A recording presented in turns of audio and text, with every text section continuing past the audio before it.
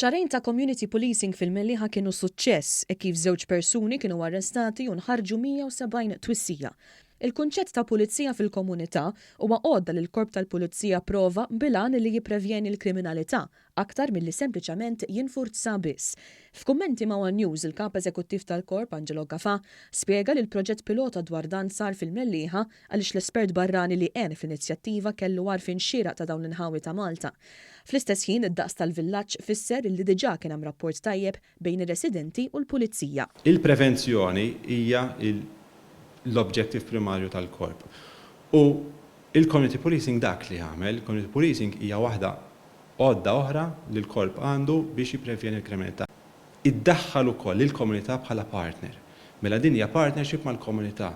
U jekk fil-fatt naraw ġara fil-Mellieħa aħna anka ħriġna mill-lassa tradizzjonali tal-Korp tal-Pulizija u morna f'uffiċċju tal-Kunsill Lokali. 3 uffiċjali tal-Pulizija qed jieħdu ħsieb inħawi differenti tal-villaġġ. Bis-surġent Gabriel Gatt tamministra l-ħidma ta' kuljum fejn jidħol il-community policing. Qed inġibu riżultati tajbin ħafna, kif rajtu s'issa minna l-fuq minn 500 siegħa foot patrol. Morna fuq inċidenti, morna fuq iktar minn 170 inċident mhux ta' traffiku, issues li dejqu lin-nies.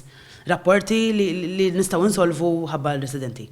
Aħna beħsibna ntejbu iktar dak is-servizz dejjem għall-aħjar. Ġifieri nitlob li aħna ntejbu dak is-servizz dejjem u r-riżultati nġibuhom aħjar. Is-surġent Gatt spjegati li minkejja li xogħla minn dejjem ta' sodisfazzjon, il-community policing żera sodisfazzjon differenti illi hi u l-kollegi tagħha issa verament qed iservu lir-residenti kif inhu xieraq billi jipprevjenu l-kriminalità. Dik il-ħaġa li aħna n-nies nippruvaw inwaqfu xi ħaġa milli tiġri. Ġifieri tara li huma jirringrazzjawk, tara li inti kont importanti għal bniedem li forsi entu f'xi ħaġa li vera kienet ilha għaddejqu.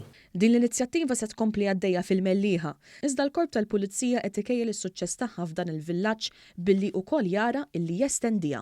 Is-suċċess tiegħu dan huwa li meta tara l-pubbliku jgħidlek introduġuh fil-lokalità tagħna. U kif għadd aħna ħsieb huwa li s-sena d-dieħla inkomplu nestenduh dan il-proġett, għandna lokalitajiet oħra, ġa bdejna naħdmu ma' dan lokalijiet anke mal-kunsilli lokali rispettivi ġa qed jiġu infurmati.